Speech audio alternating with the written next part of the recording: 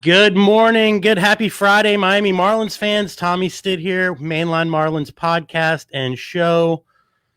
Let's talk about yesterday. Super excited. A lot of excitement around the training camp as the first official workouts began for pitchers and catchers for the Marlins. Really cool videos out there. If you guys go on Twitter, either on the Marlins Twitter or there are a bunch of other Marlins fan type of Twitter accounts and Instagram accounts that have really, really awesome videos. Seeing Dylan Floro throwing, seeing Anthony Bass, seeing some of these other guys getting back to work, and it's pretty exciting. Both manager Don Mattingly and GM Kim Ming interviewed yesterday about their kind of what they think the season's going to look like. The level of excitement in the clubhouse and what to expect from those guys. Super hopeful about that. Although I would say in Don Mattingly's comments, relatively humble because, regardless of what we did last year, that was an abbreviated season. And we've got to be serious about stepping it up and going to the next level. And I think that Dandy Don knows exactly what he's got to do to get that done with this young group of guys. But now we brought in some veterans, not only in the outfield with Adam Duvall, but then also in the bullpen staff with Anthony Bass and Dylan Floro, Adam Simber, and others, Ross Detweiler, that I think are going to add some not only maturity to that bullpen, but also some maybe in a kind of a mentorship type of way with some of these younger guys that are coming up. So that's super good. However, and this is something I know that one of the reporters or one of the guys that was interviewing Don Mattingly yesterday asked him or commented about PECOTA picks the Marlins to finish last in the division. After going to the division playoffs and you add a better bullpen and you fix the outfield with adding Adam Duvall and the option of JJ Bleday, who could be, a guy that comes up and helps Adam Duvall, get rest or whatever. How can you be going backwards? Are they saying that the Mets and the Nationals, that they made those big moves that are going to change the dynamics of the division? I'm not sure about that. I mean, or the Braves, same thing. So what is PECOTA? Everybody's like, what is this PECOTA thing? And I'm reading this book right now called The MVP Machine, which is all about like player optimization and building all-star and MVP players. And this is a brainchild of this analyst, Nick Silver. And it's kind of like off of the end of Moneyball, like the way that the guy, Billy Beane and the guys out at Oakland kind of started using data and statistics to pick the players that they wanted to either draft or trade for. And this is kind of taking it to the next level. So PECOTA basically estimates a stat line of a particular player, then says, all right, 10% of the time, it's going to be the worst case scenario. And then the other 90% of the time, he might have the best performance ever. And there's some magical, weird algorithm that makes that come out. But that's what PECOTA is. But what that doesn't judge and what that doesn't evaluate is heart, determination. It doesn't say anything about players getting injured or what that process is of coming back, and just straight up desire. So, I mean, it's an empirical, it stands for the Player Empirical Comparison Optimization Test Algorithm. I don't even know what that means, really, nor do I care. But, I mean, they're picking us last, and I think we just got to go out there and prove everybody wrong. So let's, on the promo image, onto my, what side? This side? My left side?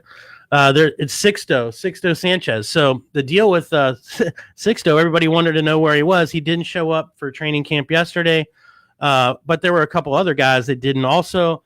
3 Marlins still not in camp, and here are the reasons not to worry. Jeff Brigham on a 60-day DL after an injury. He is rehabbing on his own. Santiago Chavez got delayed in Mexico, should be there today. And then Sixto Sanchez, probably the most everybody's wondering, like, where is this guy? He's going to be one of our key starters in the pitching rotation. Actually delayed also in the Dominican Republic, should arrive today and then start working out on Monday. But I'll keep you guys posted on that over the weekend with maybe some short live videos about that.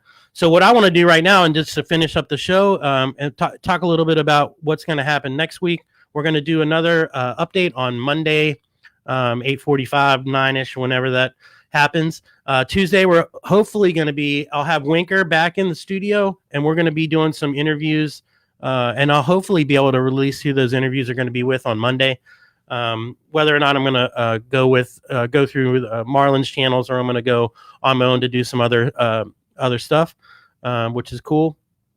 And then there are 4 weekend home games, spring training games for the Marlins in Jupiter. And right now I'm working out a deal with a special place there, brewery in Jupiter, to make it happen that we can do 4 post-game shows after the game, a couple hours at the brewery, promoting, obviously promoting the podcast, but promoting local businesses and doing some giveaways and things like that, T-shirt, koozies, hats, etc.